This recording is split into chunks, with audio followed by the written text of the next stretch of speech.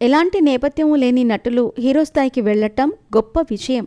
అలాంటి వారిలో సుహాన్ ఒకడు. కమేడియన్గా ఎంట్రీ ఇచ్చి హీరోగా సక్సెస్ అయిన సుహాన్ పరిశ్రమ వర్గాలను ఆశ్చర్యానికి గురిచేశాడు. అద్భుతమైన స్క్రిప్ట్ సెలెక్షన్తో ఔరా అనిపించాడు. విజయాలు అందుకున్నాడు. అయితే సుహాన్ ఈ మధ్య తడబడుతున్నాడు. విజయవాడకు చెందిన ఓ సాదాసీదా కుర్రాడైన సుహాన్ ఇండస్ట్రీకి వచ్చాడు. నటుడిగా నిరూపించుకునే క్రమంలో యూట్యూబ్ వీడియోలు, షార్ట్ ఫిల్మ్స్ చేశాడు.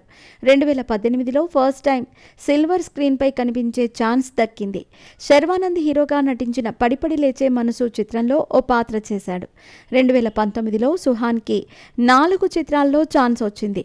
మజిలీ, Agent Sai Srinivasa Atreya, Dear Comrade, Prati Roju Pandage చిత్రాల్లో నటించాడు. డియర్ కామ్రేడ్ మినహాయిస్తే మిగతా 3 చిత్రాలు సూపర్ హిట్ అయ్యాయి. అనూహ్యంగా 2020లో సుహాన్కి హీరో ఛాన్స్ వచ్చింది. కథరీత్యా హీరో నల్లగా ఉండాలి. సుహాన్ చక్కగా సరిపోతాడని భావించిన డైరెక్టర్ సందీప్ రాజ్ అవకాశం ఇచ్చాడు. ఓటీటీలో విడుదలైన కలర్ ఫోటో విశేష ఆదరణ పొందింది. హిట్ స్టేటస్ రాబట్టింది. హీరోగా సుహాన్ మొదటి ప్రయత్నం సక్సెస్ అని చెప్పాలి. లీడ్ రోల్స్ చేస్తూనే సుహాన్ సపోర్టింగ్ రోల్స్ కూడా చేశాడు. హిట్ 2 చిత్రంలో విలన్ రోల్ చేయటం మరొక సాహసం. ఈ చిత్రంలో ప్రధాన విలన్గా సుహాన్ కనిపించాడు. సుహాన్ లీడ్ రోల్స్ చేసిన writer Padma Bhushan, Ambajipeta, marriage band విజయాలు దక్కించుకున్నాయి.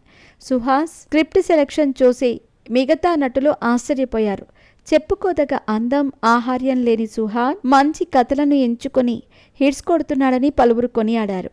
ఈ క్రమంలో సుహాస్ తన రెమ్యునరేషన్ పెంచారని, కోట్లలో తీసుకుంటున్నాడని వార్తలు వస్తున్నాయి. అయితే ఈ మధ్యకాలంలో సుహాస్ తడబడుతున్నాడు. గ్యాప్ లేకుండా సినిమాలు వదులుతున్నాడు. అవి అలా వచ్చి ఇలా వెళ్ళిపోతున్నాయి.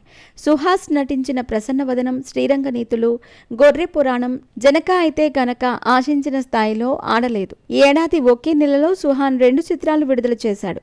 కీర్తి సురేష్ నటించిన ఉప్పు కప్పురంబు నేరుగా ప్రైమ్లో రిలీజ్ అయింది. ఈ చిత్రానికి పాజిటివ్ టాక్ దక్కలేదు. జూలై 11న ఓ భామా అయ్యో రామా సినిమాతో ప్రేక్షకుల ముందుకు వచ్చాడు. ఈ సినిమాను కూడా జనాలు పట్టించుకోలేదు. సుహాస్ వేగంగా సినిమాలు చేసే క్రమంలో స్క్రిప్ట్ సెలెక్షన్ మీద పట్టు కోల్పోయాడని అనిపిస్తోంది. ఒకప్పుడు మంచి కథలతో ప్రేక్షకులను మెప్పించిన సుహాస్ నిరాశపడుస్తున్నాడు. బహుశా దీపం ఉండగానే ఇల్లు చక్కబెట్టుకోవాలని సుహాస్ భావిస్తున్నాడేమో అని అనిపిస్తోంది.